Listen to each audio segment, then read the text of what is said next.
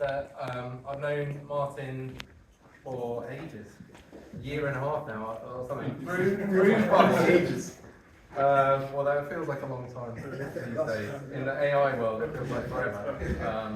A lot of stuff didn't exist back when we met.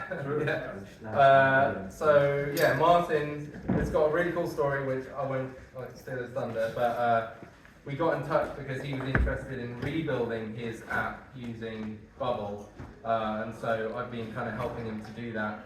And along the way, I was just like, this is just the coolest story, and it's a very niche and unsexy app, but very sexy, I think. I'll let him spill the beans. Yeah, thank you, patience. Thank you. So still without mic. I'm sorry, it's supposed to charge, but it doesn't do anything. So luckily you're all quiet just before, so that helps me save my voice. Yeah, my name is Maarten Munster, very Dutch name, and I built RVV ontheffing, which allowed me to get a revenue of 10k per month. So the SaaS dream. Yeah, I think a lot of people will wonder how that happened. But first of all, who of you speak Dutch? Anyone? Most don't speak any Dutch, okay. So you probably never heard of RVV ontheffing, what it even means. So ontheffing is an exemption, and RVV is the Dutch wording is reglement voor verkeerstickets en regels. And in English, that is the rules and regulations for traffic signs and rules. So it's part of the Road Traffic Act here in the Netherlands. So basically it's an exemption for all the roads, rules and signs or whatever. So this is what the abbreviation stands for. And actually the domain name .nl is still available, so that's perfect, because this is what people look for, at least my clients do. But to explain it a little bit better, I asked my video marketing team, no I don't have any, I have Fora, made a little video. So it's in English, so that might help it a little bit more, so hopefully audio works. Across the Netherlands, technicians work every day on our vital infrastructure. But often, there's no legal place to park where the work needs to be done. With a national road exemption, your vehicles may temporarily stop and go wherever the job requires. At rvvontheffing.nl, we manage the road exemptions for your technicians, so you can focus on the vital work that truly matters. Find out if your company qualifies at rvvontheffing.nl.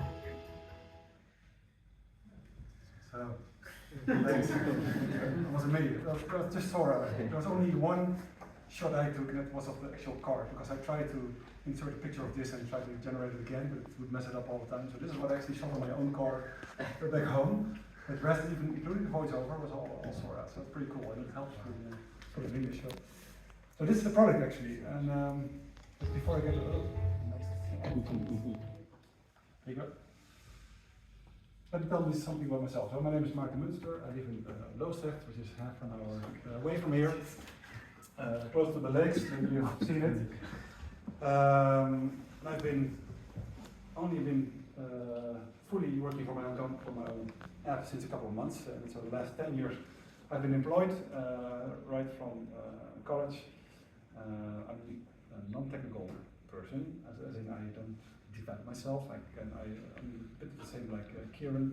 I really want to learn to code myself. I did some HTML, did some WordPress. That's how far I got, and I never found the time to really do it. But I did work in my working life. I did work with a lot of developers, and also with normal business people. And somehow those guys don't really understand each other, so I was always kind of the bridge person in between. Like, okay, this is what the user wants. This is how you actually put it into an application. So that's what I kind of learned how to work with apps and developers, but like I said, I never got to coding before. I have 2 kids, 2 sons, a wife, happily married. And yeah, I was working for the last 6 years in such environments where we were contracted by Vodafone Ziggo. Ziggo is one of the bigger network operators here in the Netherlands, provide internet around the country. And sometimes those cables in the ground break, get damaged somehow, you need to repair them, you need your van close by to make a glass fiber connection or put a seal or something or whatever you need to do to fix it. So we used to send those mechanics around, and those cables are everywhere basically. There's not always a parking spot available, so they had to park near the street or they had to try to do a closed road or over a bus track or whatever. Now officially you're not allowed to do that unless you have an exemption like this. So we had a company doing this for us. So I thought, oh, that's perfect. So my mechanics can just go there, they don't get any fines, perfect, but they were messing up all the time. So that was the problem I ran into about 3 years ago. Which you would say it's pretty simple, and I think it still is, but I won't send it to this my car, but they had their own version of that. They would send it to the mechanic, but they would not only send one, but even 3 of them at the same time to the mechanic's house. So, like that is weird, why would you send 3? So, okay. But they would also sometimes put on the wrong license plate or the wrong phone number of the mechanic. So they were messing up all the time, basically. I was like, oh, come on, guys, I'm just paying you to do this job for me. Why can't you do this fix for me, basically? So I was really frustrated. I tried to talk to them, but they were really slowly responding. I asked them at a certain point, can you please give me a list of all the mechanics with all those cars? Can you show me who's listed and how your administration works? But they couldn't, so I was packing basically my own Excel sheet, my own database sheet, kind of check on them. And then it suddenly sparked, like, I'm so frustrated, I'm so annoyed by this. But a former colleague, a friend of mine, told me, you actually have to look for this emotion, like where you're really frustrated, where something really is so inefficient. That's where it sparked basically, that, this is it.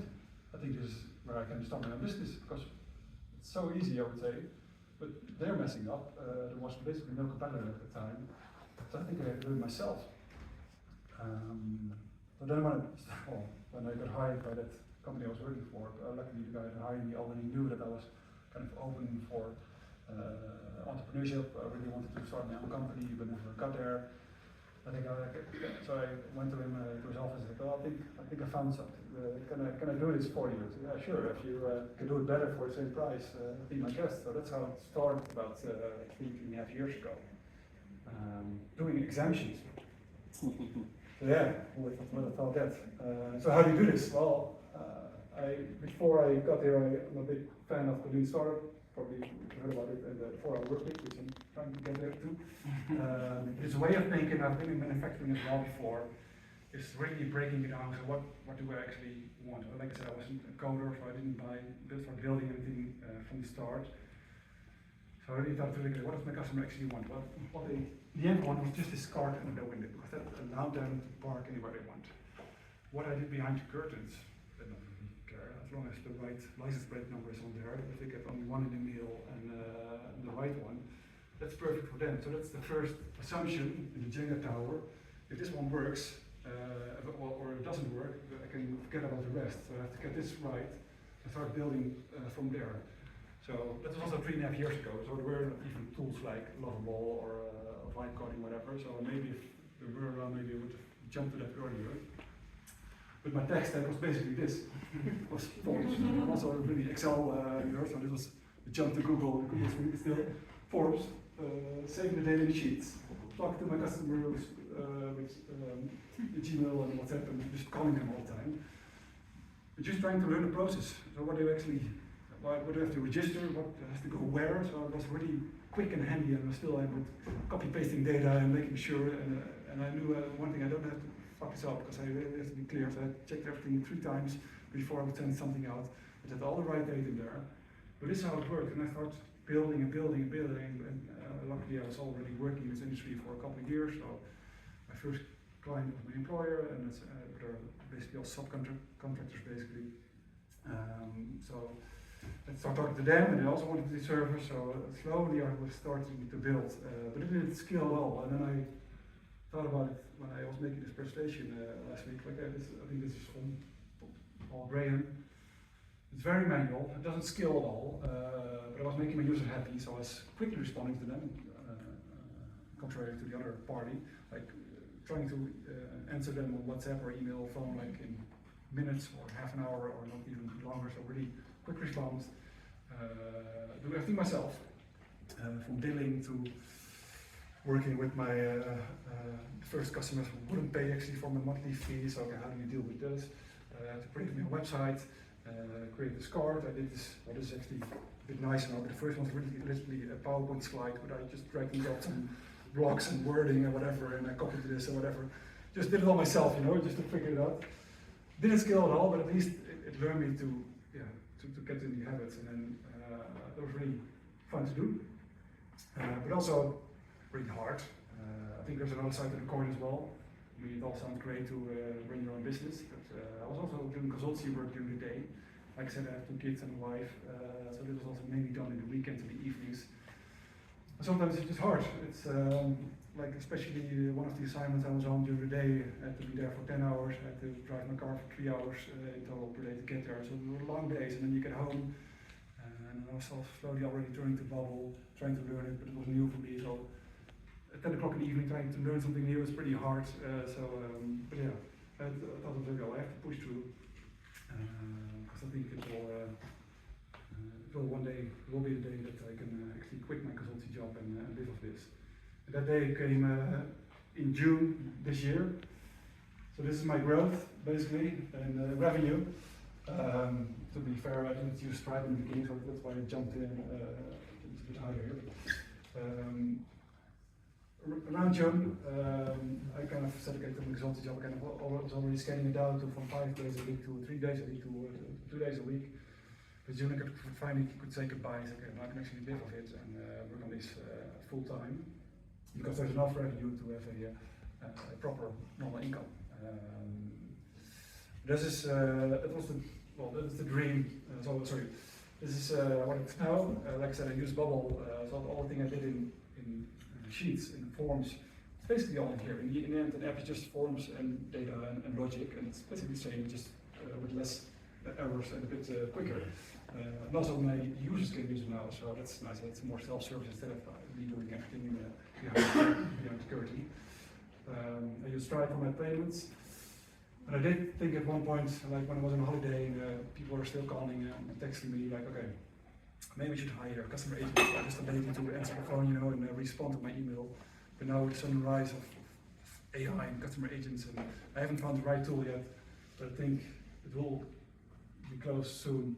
I'll just put in an agent that will answer my emails and calls every day during the night and day, and even on a holiday. So I'll get there, but on the other hand, I'm also like to talk to my customer, because it also helps me to learn how to improve my product, and that part I will probably lose when I use it over to AI for a little bit. So not yet, but yeah, my goal is at least to stay a one-man band and do this all by myself, and then live the dream.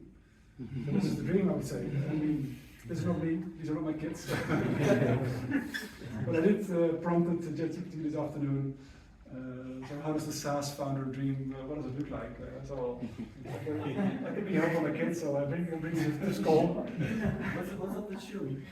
Yeah, so I can work out. I have time to work out every day, so that's what I like. I try to be healthy. I try to eat healthy. I have time to prepare proper food. I can be there for my kids. I can be in the school. I can be there when I'm home and they come back to school. So yeah, that's. I mean, I think there's this term lifestyle entrepreneurship. I don't have to work 80 hours in my own company. I just want to be there for my family, for myself as well. With a much better balance in my life to just to live life. That's what I need now. And also my wife works with KLM, so she's gone parts of the month. So being at home for my kids is really what I really like and enjoy. So, That's part of the dream. yeah, that's my dream. Maybe yours is different, but I like it. Okay, that's my story. This is how I got here. If you want to connect, please do my name up or scan. But I also wonder if you have any questions, maybe about this. Yeah, back. Yeah, the one graph you were showing the difference between when you were working evenings and weekends and when you were full time. Yeah. And I would expect your growth to be more. Yeah. Bigger change when you spend the more. Yeah, the more the hockey stick goes. Yeah. Yeah. No, great question. I think. Yeah. So that's. I think one of the downsides of being on myself. Since I started doing it during the day, full time basically, I really started putting a lot more effort in my building my app, making it more robust, more stable. So that takes away time of doing marketing and finding new customers. So that's why I'm actually in the process now of landing new customers again. But I kind of paused that for a little bit because they're growing so fast, and I go, well, I first have to satisfy my current customers, otherwise it will top over maybe. So yeah, that's the explanation. Is it scalable to other countries, or is it? Good question. I did ask ChatGPT like how does it work in different countries? It didn't give me a satisfying answer yet.